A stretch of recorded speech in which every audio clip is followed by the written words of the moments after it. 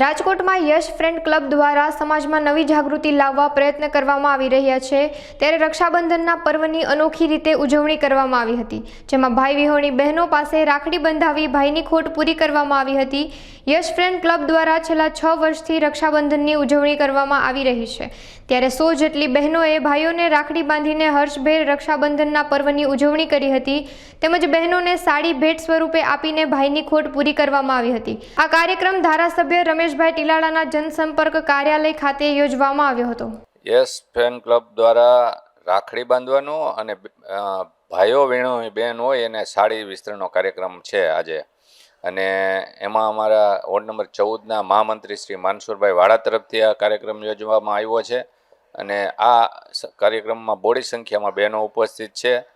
બહેનોને એવું ફિલિંગ ન થાય કે મારે ભાઈ નથી અને બેનનો ભાઈ બની અને માનસુરભાઈ ઊભા રહીએ, એના માટેનો આજનો આ કાર્યક્રમ છે। એટલે હું મનસુખભાઈ અને એમની ક્લબને ખૂબ ખૂબ અભિનંદન આપું છું અને આવા જ કાર્યક્રમ કરતા રહીએ, યોજતા રહીએ એવી શુભેચ્છા પાઠવું છું। મારું નામ માનસુરભાઈ હેબલભાઈ વાળા। ખાસ તો અમારું 5મું વર્ષ છે। જે કોઈ બહેનોને ભાઈ ન હોય એની પાસે મેં દર 5મું વર્ષે રાખડી બંધાવી છે અને એમને સાડી કે કોઈ સારી વસ્તુ ગિફ્ટ આપી છે, અને એ બહેનોને અહેસાસ ન થવો જોઈએ કે અમારે ભાઈ નથી, અને એનો અમે ભાઈ બનીને સદાયના માટે એની હારે રહી છીએ કે કાંઈ કામ હોય તો આ તો રક્ષાબંધનનો પવિત્ર તહેવાર છે એ છે, પણ છતાંય અમારા જેવું કંઈ કામ હોય તો અમને કહેજો, અમે હાજર તમારી હારે આવીને ઊભા રહીશું, કાંઈ તમારા અનેક કામમાં તમારી મદદ રહેશું। અમારે યશ ફ્રેન્ડ ક્લબ દ્વારા એક રંગોળી સ્પર્ધા કરી છે। કાલે જન્માષ્ટમીનું રામનાથ મહાદેવનું ફુલેકું છે, તો એના માટે અમે કાલે બધાને ગુલ્ફી ખવડાવી છે આખે વણાગીમાં। એ મારે 35 વર્ષથી હું ખવડાવું છું છેલ્લા પેલેસ ઉપર આપણે, અને રંગોળી સ્પર્ધા છે, પછી અલગ અલગ પછી છે બ્લડ ડોનેશન કેમ્પ, અલગ અલગ યશ ફ્રેન્ડ ક્લબના દ્વારા કરી છે।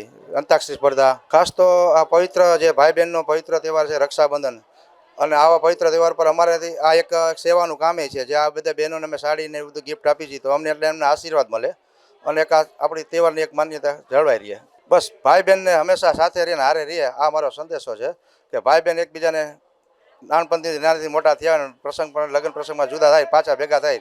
અંદાજિત 125 બહેનોને આવશે, 125-150 બહેનો આવે અમારે।